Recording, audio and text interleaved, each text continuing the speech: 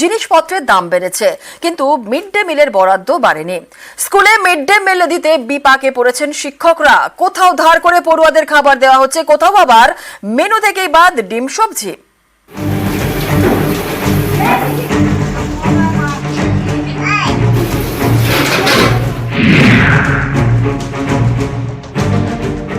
Mid day meal সরকারি প্রকল্প, পড়ুয়াদের জন্য পুষ্টিকর খাবার, কিন্তু তা দিতে গিয়ে হিমশিম খাচ্ছেন শিক্ষকরা, কারণ বাজার আগুন।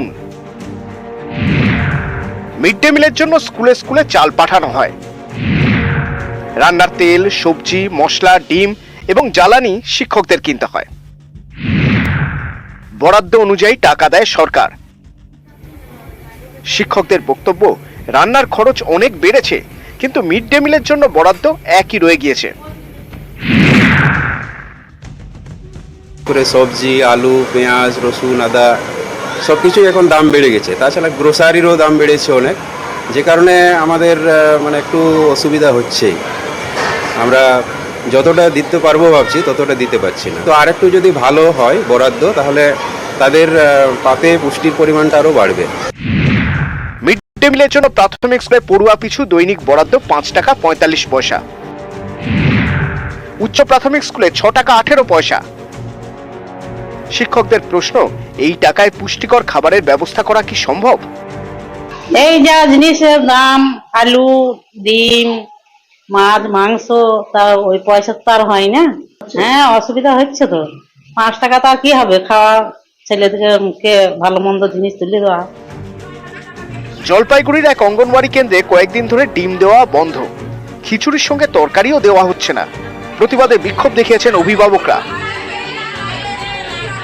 সবজি, শুকনো ভাত ছিল, তো সাথে করে তরকারি দিচ্ছিল। এই 15-16 দিন থেকে খালি খিচুড়ি দেওয়া হচ্ছে, শুকনো ভাতের সাথে কিন্তু ডিমটা নাই, প্লাস আবার প্রায় এসে তরকারিও নাই। এরা বিক্ষোভ আজকে দেখাইলো যে এরপরে নাকি এরা যদি ডিম আর ভালো করে খিচুড়ি না পায় তাহলে এরা আসবে না। মারা একটা বিক্ষোভ দেখাইলো। তো আমরাও কিন্তু এখন সিডিপিওকে জানাবো যে যেহেতু মারা বলতেছে, আমাদের তো বলতেই হবে, আমাদের হাতে তো কিছু নেই। চড়া বাজার, ঢুকছে মিড ডে মিল। অনেকের আশঙ্কা, এইভাবে চললে অনেকে হয়তো আর স্কুলমুখ হবে না, ফলে বাড়তে পারে স্কুল ছুটের সংখ্যা। নিউজ 18 বাংলা। 100 দিনের কাজ 2 বছর ধরে এই প্রকল্পে টাকা পাচ্ছেন না পশ্চিমবঙ্গ। বরাদ্দ বন্ধ করে দিয়েছে কেন্দ্র, আর এর জেরেই বিপত্তি। 100 দিনের কাজ থমকে রয়েছে, ফলে বিভিন্ন জায়গায় নদী বাঁধ সরানোর কাজও হচ্ছে না। বর্ষায় চিন্তা বাড়ছে নদী পাড়ের বাসিন্দাদের।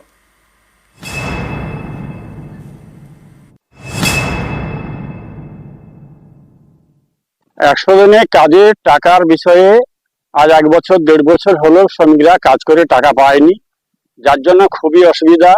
এই 100 দিনের কাজের টাকায় নদী বাঁধের কাজেও মাটি দেওয়া হয়, কোনো জায়গায় আমাদের এলাকায় কিছুই কাজ হচ্ছে না। 100 দিনের কাজ গ্রামের গরিব মানুষের বড় ভরসা, কিন্তু গত 2 বছর ধরে এই প্রকল্পে বাংলার জন্য বরাদ্দ বন্ধ করে দিয়েছে কেন্দ্র। এতেই তৈরি হয়েছে বিপত্তি। 100 দিনের কাজ থমকে, ফলে বিভিন্ন জায়গায় নদী বাঁধ সারানোর কাজও হচ্ছে না। দক্ষিণ 24 পরগনার সুন্দরবন, এখানে বড় সমস্যা নদী বাঁধে ভাঙন, যেমন নামখানার নাদাভাঙা এবং বুদাখালী, কাকদ্বীপের মুড়িগঙ্গা নদী বাঁধ, পাথর প্রতিমার গোবর্ধনপুর, মৌসুমী দ্বীপের বালিয়াড়া। এই সব জায়গার বেশিরভাগটাই মাটির বাঁধ। বর্ষা আর কোটালে চিন্তা বাড়ে, বাঁধ ভাঙে। উত্তর 24 পরগনার সন্দেশখালী, হিঙ্গলগঞ্জ এবং হাসনাবাদ, এই সব এলাকাতেও ভাঙনের ভয়। স্থানীয়দের দাবি, এতদিন বাঁধ ভাঙলে তা সারানো হতো 100 দিনের কাজের মাধ্যমে, কিন্তু এখন আর সেটা হচ্ছে না।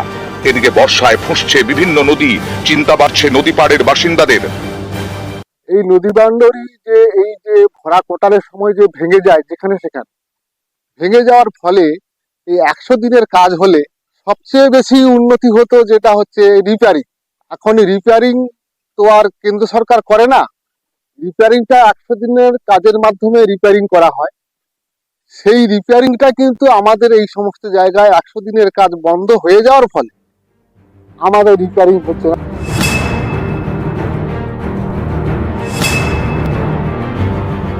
কেন্দ্রীয় সরকার